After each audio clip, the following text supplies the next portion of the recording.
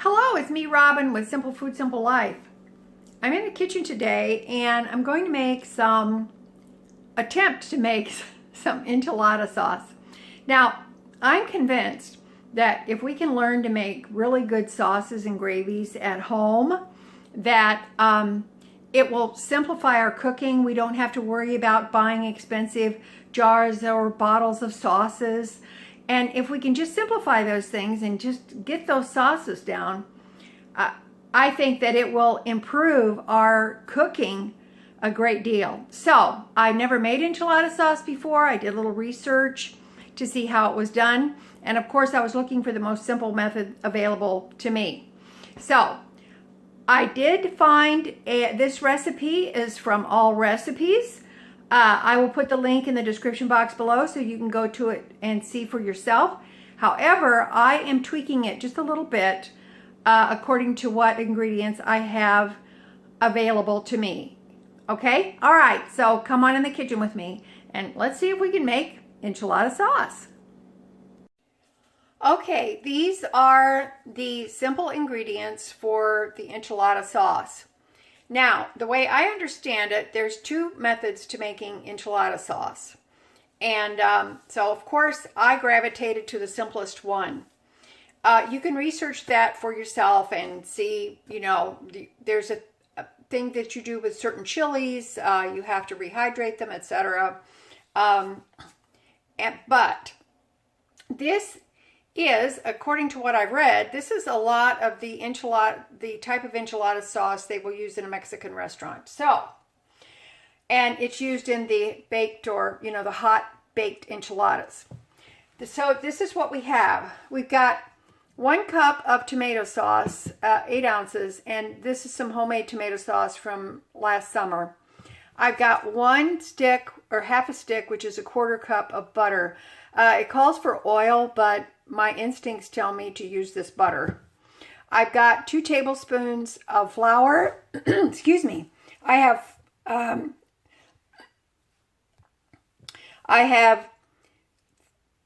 4 tablespoons of chili powder, and I added 1 tablespoon of paprika. Now, the recipe calls for 4 tablespoons, of the chili powder. But it calls for California chili powder and New Mexico chili powder. Of course, I don't have any of that, so this is what I have. In this container, I've got 1/4 teaspoon of cumin, 1/4 teaspoon of garlic, and 1/4 teaspoon of onion powder. And here is 1.5 cups of water. So that's all that it tells me to put in this particular recipe, so let's get started. Okay, I've got the butter melting in my skillet. And the instructions tell me to add in the flour to the melted fat and to add in the chili powder. So, and it just says to mix it all up. Basically, we're going to cook it for a little bit. I've got the heat turned on medium because we don't want this to burn. Burnt spices do not taste very good. So, this is what we're going to do. Basically, and I've watched and looked up some other things on the enchilada sauce that's made with the flour, and it's called like a gravy, a Mexican gravy. So, that's pretty awesome. So, now then, it says to put in the tomato sauce. Now, this is not the full pint of tomato sauce, it's just part of it. So, I'm going to, if I need to add some more tomato sauce, I will. I kind of questioned why 1.5 cups of water. Now, this is on medium heat. I kind of questioned that, but I've never made it before, so I thought, well, that might seem kind of soupy, but then I realized, no, the gravy is, or the flour is going to thicken that up. So basically, that's what we're doing. Now, I suppose some people may poo-poo this and say, oh, that's not original. But you know what? We're doing the best we can with the ingredients that we have. All right, in goes the water. Let me stir this in because I don't want it to be lumpy. I don't think it will be. I have my whiz candy if I need it. So I'm going to turn the heat up a little bit on this. My water was pretty much room temperature because I had everything measured out ahead of time.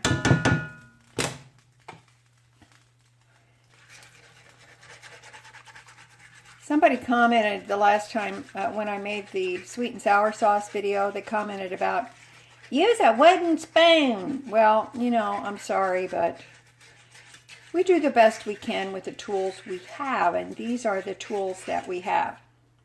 And I'm sorry if it makes a scraping sound. You can always mute the sound if you want to. That looks pretty doggone good, I'm thinking. What do you think? All right, I'm going to turn the heat down on this. And now it says to add the garlic, the cumin, and the onion powder. At 1/4 teaspoon each, I thought, is that enough? Now, it doesn't call for salt or anything, but I have used salted butter. So, I don't know. Let's see. Now it says just to cook it for a few minutes. I'm going to kind of give this a taste and see where we're at.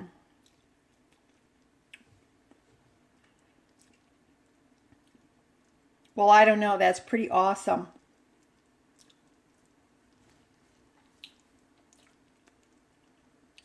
That's pretty good. That is pretty good. I'm going to let this cook for a few minutes because I want this to kind of get a little bit richer with the spices. I have a sneaking suspicion I need to add a little bit more chili powder in there, so I think I'm probably going to do that. Now, I do realize that it called for 3 or 4 tablespoons of chili powder. Actually, 1/4 cup. 4 tablespoons, but I added the paprika. I did that mostly for color, but look at that. I think that's going to be kind of good. All right, let me cook this for a few minutes. I've got it down on medium low, and I think I'm going to turn it down just a little bit more so it'll just simmer, and then we're going to come back and taste it again. I'm going to get you closer because I want you to see what that looks like. All right, let's give this a taste.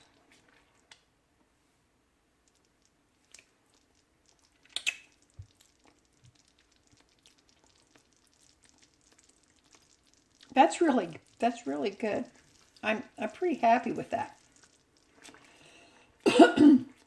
Now, I think I have a suspicion the California chili powder and the New Mexico chili powder is I think it was the name of it, is like the ground up peppers that they use originally. I think that's probably what that is.